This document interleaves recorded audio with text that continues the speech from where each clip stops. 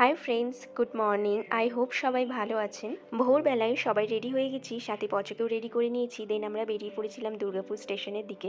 মা, বাবা, বৌদি ভাই অটোতে গেছিল, আমি আর দাদা বাইকে গেছিলাম। বৌদি ভাই কয়েক মাসের জন্য ওর বাবার বাড়িতে থাকবে, তাই আমরা সবাই মিলে বৌদি ভাইয়ের পচকে রাখতে গেছিলাম। দুর্গাপুর টু নদিয়ার কোনো ডাইরেক্ট ট্রেন নেই, তাই কেটে যেতে হয়। ফার্স্টে দুর্গাপুর টু বর্ধমান, দেন বর্ধমান টু কাটোয়া, তারপর সেখান থেকে গঙ্গা পের হতে হয়। তো সেখানেই আমরা পৌঁছে গেছিলাম। এই জায়গায় গঙ্গার চওড়াটা কম থাকলেও ডেপথ ভালোই থাকে। এখানে যে স্টিমারগুলি পারাপার করা হয় সেটাতে একসাথে প্রায় 40 to 50 জন পের হতে পারে। নদীর এই পারে কাটোয়া মানে পূর্ব বর্ধমান থেকে আমরা গঙ্গা পের হয়ে ওই পারে নদিয়া পৌঁছে গেলাম। নদীর ঘাট থেকে ওদের গ্রামে পৌঁছাতে প্রায় 1.5-2 ঘন্টা সময় লাগে, তাই কার রিজার্ভ করে বেরিয়ে পড়েছি। আর মাঝ রাস্তায় চা খেয়েছিলাম কারণ ভীষণ মাথাটা ধরেছিল। যাওয়ার পথে জলঙ্গি নদীর দেখা মিলল। বৌদি ভাইদের গ্রামও প্রায় জলঙ্গি নদীর পাড়ে।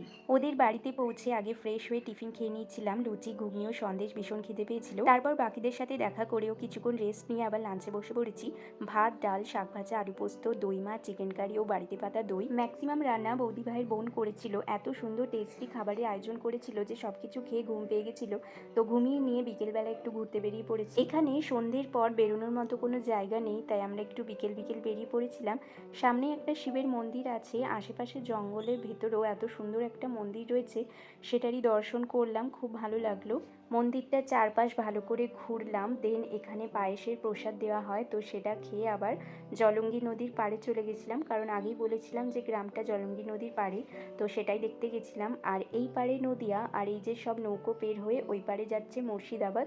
এত সুন্দর সন্ধ্যাবেলায় ভিউটা দেখতে লাগছিল। চারিদিকে ফাঁকা ও জঙ্গল, তাই সন্ধে হয়ে যাওয়ায় আমরা বেরিয়ে পড়েছিলাম। দেন ওখান থেকে এসে বৌদি ভাইয়ের এক বোনের বাড়িতে দেখা করতে গেছিলাম। তারপর আবারও বাড়িতে ফিরে ফ্রেশ হয়ে নিয়ে বৌদি ভাইদের নিজস্ব দোকান আছে, তো সেখানে কিছু ড্রেসেস সিলেক্ট করি চলছিল। প্রচন্ড টায়ার্ড ছিলাম, তো তাই ডিনার সেরে নিয়ে পচকে গুড নাইট বলে শুয়ে পড়েছিলাম, কারণ আমাদের আবার নেক্সট দিনই বেরোনোর ছিল। দেন সকালবেলায় সবাই ফ্রেশ হয়ে নিয়েছি, আর মা তার নাতনিকে বেশ ভালোভাবে আদর করছে, কারণ অনেক মাসের জন্য দেখা হবে না। দেন আমরা রেডি হয়ে গেছিলাম, আর ওরা আবারও টিফিনের আয়োজন করেছিল, লুচি, পনিরের সবজি এসব। দেন খেয়ে পরে আবার পচর সাথে কিছুক্ষণ টাইম স্পেন্ড করে নিলাম। জানি না এতগুলো দিন ওকে ছাড়া থাকবো কি করে, 2 মাস তো আমি ওকে নিয়েই পড়েছিলাম, তাই মিস তো অনেক করব। আর এতটা দূর যে মন চাইলেই দেখা করতে আসা পসিবল নয়, তাই মনে কষ্ট চেপে নিয়েও আবার আমাদেরকে বেরিয়ে পড়তে হলো।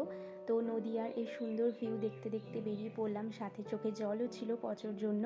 যাই হোক, সময় দেখতে দেখতে পেরিয়ে যাবে। আর বৌদি ভাইয়েরও ওর বাবার বাড়িতে একটু থাকতে ইচ্ছে করে, তাই মনকে সান্ত্বনা দিয়ে বাড়ি ফিরে এলাম। দুর্গা পুজো প্রায় চলে এলো, তো সবাই ভালো থাকবেন। Bye, see you soon my next blog.